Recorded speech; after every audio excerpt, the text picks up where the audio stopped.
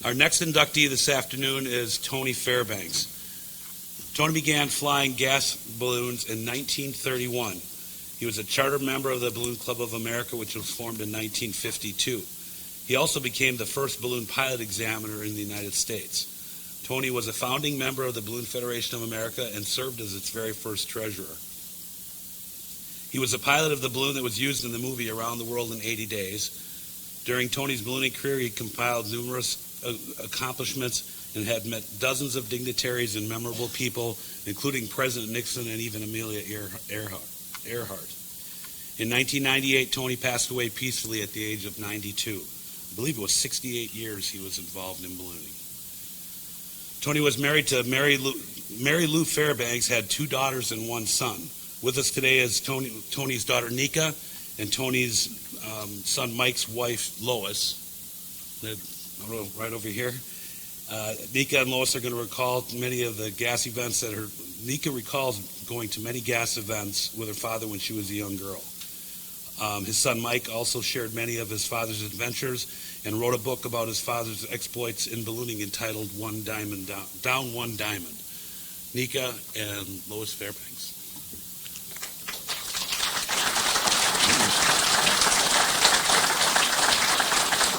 Is Bert going to come up? Is Bert going to come up too? Also, I'd like to introduce Bert Patel, who's known the Fairbanks family forever. He's part of the family. Part of the family too. If Bert wants to come up. Okay. It's an honor to be here. Appreciate it. Can you hear me? I'm short. I just want to give you sort of a flavor of what Dad was like. He didn't talk a lot about ballooning. He just flew, and that's just what he liked to do. But he did tell us, like when he flew in the 30s, it was a bunch of young engineers up in Cleveland, and they would take off at night after work, and they would use coke oven gas, a byproduct of one of the companies there that was given to them, of course. And they had, and it's on a picture here in the brochure, but they had this little wicker basket with homing pigeons. So when they took off, they would release them and say, yeah, we're okay, we're still up. And they'd fly all night and land around noon the next day. They also took the largest flashlight they could find. So if they heard an airplane, they would shine it on the envelope and say, hey, guy, and I think they did hear it's in the book that I think they heard a plane, but it was in the 30s, so they didn't really hear that. And then they would just get home the best they could, and sometimes they got home after the homing, the homing pigeons would get there later. So, it was an inexact science. So, they did the best they could. And sometimes they didn't have instruments. So, one story he told me they used to take toilet paper up there, and this was, and what they did is they would release a sheet of toilet paper, and of course, if it was going down, the balloon was going up, and if it was going up, so it's an inexact science, but, they made out all right in those days, and so they had a lot of fun. They were all aeronautical engineers, and he became very passionate about ballooning. It was a hobby, though, for him, because he had us and family and a job, so he would go out a lot, and so later, when we came along, like in my teenage years, we would go ballooning with them, and we would leave, really early in the morning and go out to the field like 3 o'clock because it was very labor-intensive, gas ballooning, and it would be cooking gas out of the ground, and they'd hook it up, and I still remember the noise, the noise of the gas, and I can still smell it, and it just brings back fond memories. And I know it sounds silly, but smell sometimes, just the rubberized cotton and the gas smell, it just reminds me of my childhood. And but he just loved to fly, and even when he was elderly, he would always look up when he was outside, and it was like, I got to be up there. That was his thinking. And give you an idea of his personality a little bit, he always had a station wagon that rattled very loudly, and if it didn't rattle, it wasn't good. And he had this 3-second rule that I just remembered this morning, but maybe when we were coming back from a chase, and you couldn't see out of the back windows. The balloon was pretty high. And I don't know when they invented side mirrors, but we didn't use them. So we'd be driving along, and he said, now here's the 3-second rule. You put your blinker on, because you need to get over, and you start easing over, and if somebody honks, you go back. And you just keep doing that till you can get over. So, it's kind of his personality, and and we used to chase all day. It would be all day because it was very labor intensive, and they'd just fly.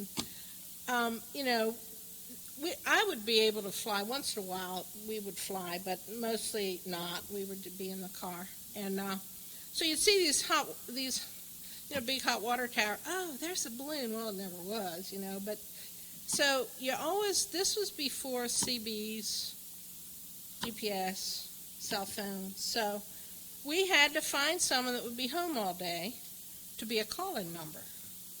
So they had to make sure they were home.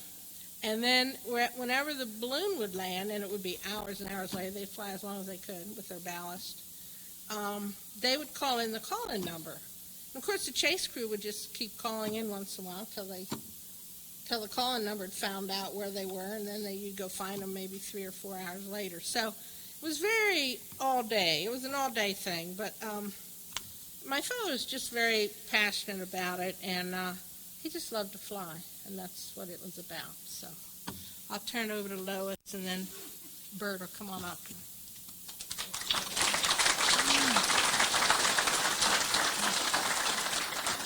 Hello, I'm Lois Fairbanks. I was sort of the support team. I joined the family in 1963 and started ballooning with them. The long, long hours. Unbelievable. And then, of course, in the 70s, they rationed the gas. They said, you can't do this. We cannot sell you this gas for this frivolous thing. Everybody was devastated. Tony, he figured it out. He went to England, and we brought back a Western hot air balloon. And we'd never seen one before. The group didn't even know how to inflate it. And, of course, there weren't fans. And every time a new pilot inflated it, it burned it. So it was pretty bad. And of course, Tony had all these skills. And we'd go out, and he'd fly it, and other people would get in, and they would fly. Then one day he said to my husband, Mike, okay, it's your turn. My husband was flying this balloon. I mean, this is like a couple hours. We had been having it out, like our new toy. So my husband gets in, and he's going to fly it.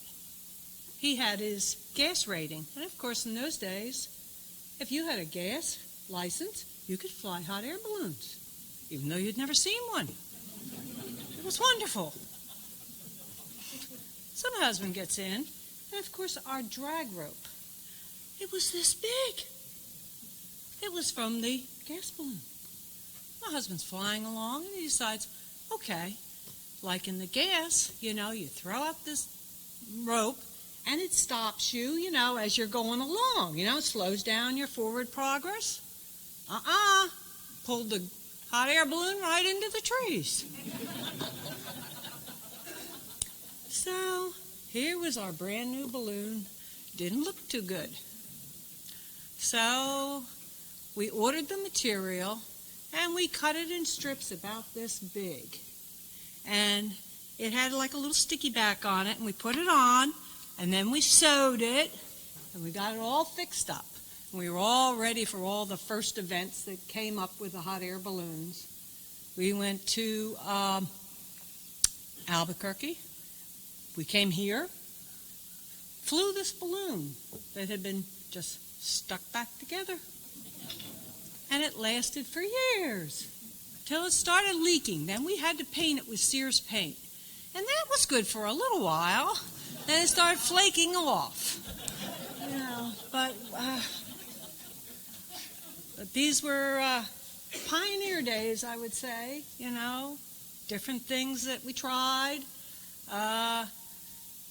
We had a small group in Westchester, Pennsylvania, a little airport, and the group, people from around the area got to know us, and different people bought nice brand new balloons. Their balloons didn't look like our balloon. Theirs were nice. But everybody else had learned on ours. But anyway, we started a repair shop. We started, Mike did the licensing. Tony did the licensing. They did that for, I think Tony did it for how many years? 20-some years? 20? 25. Yeah, and then I think Mike did it for that long, too. So these are just some of the nice recollections that we have. Thank you very much. This is wonderful that you're honoring Tony.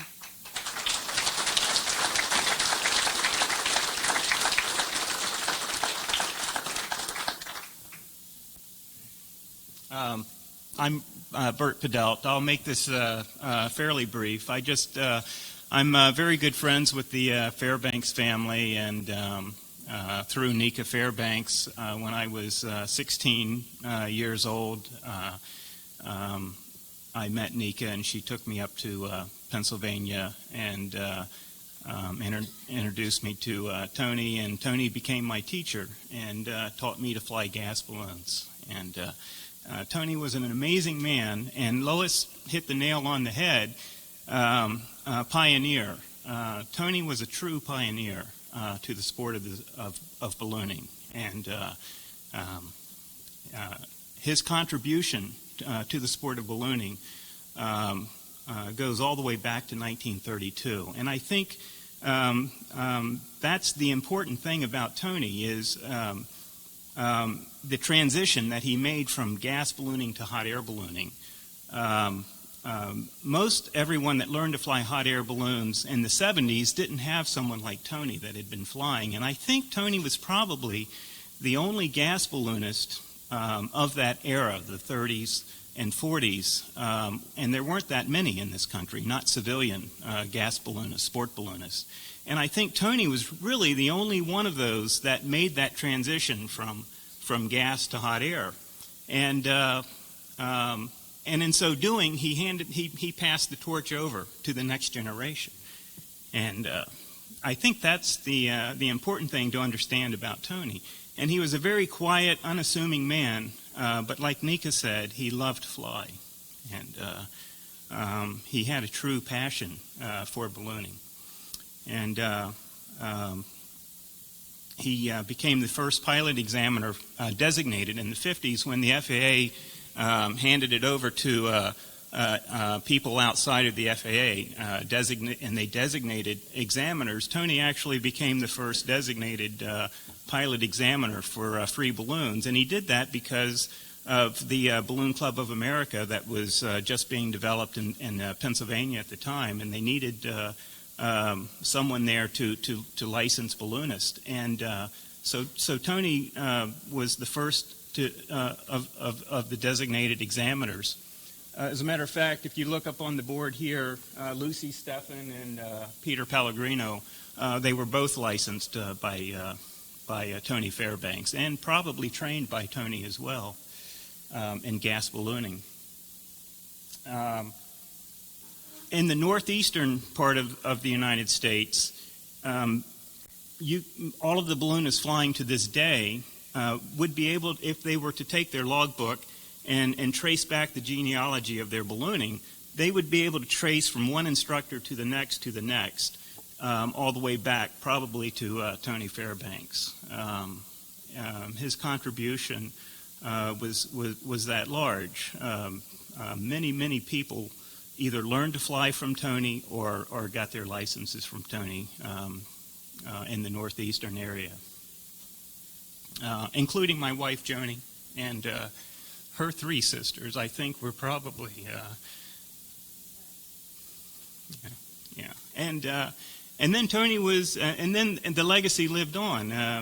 When Tony got to the age where he couldn't do it anymore, he passed it down to his son, Michael. Michael also wrote a very good book on gas ballooning in tribute to his father. If you haven't read it, and you can read it, it's a very interesting book. So the saying that history repeats itself really is true in gas ballooning. If you look at gas ballooning in the 30s and gas ballooning now, it really hasn't changed that much. Our satellite phones were their homing pigeons. Our GPS was their AM radios that they carried at the time. Our sectional charts were their street maps. If you were to read the logs and the newspaper articles from the flights that Tony and the Cleveland Balloon Club did back in the 30s, you'll see that things haven't really changed that much. The stories that they would describe on their flights, the sunrises, the sunsets, and they were all told in a beautiful, poetic fashion. It still holds true today if you talk to a gas balloonist. They'll describe their flight the same way. And the passion that those balloonists had, the spirit of adventure, the way a landing, they judged a landing on how many bags of ballast you had left.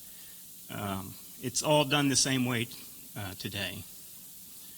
I'm a firm believer that hundreds or years from now, there'll still be a huge interest in ballooning. I firmly believe that. And I also believe that that these past 40 years will go down in history as the golden age of ballooning. And that's why it's very important that the names of Joe Kittinger, Tom Shepard, and Tony Fairbanks are on this wall. Thank you.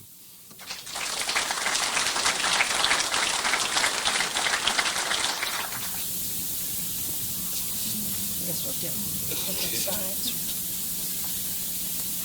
It's my distinct honor and pleasure to induct Anthony M. Fairbanks into the U.S. Ballooning Hall of Fame. Congratulations. Thank you.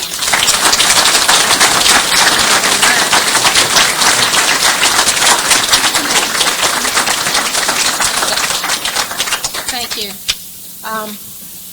Just one little note of humor. When I first took Bert up to my dad had a basement with all his balloon stuff, everything down there. And Bert would go down there and come up with bags of stuff and take home, and I always kept thinking, cleaning them out? Cleaning them out?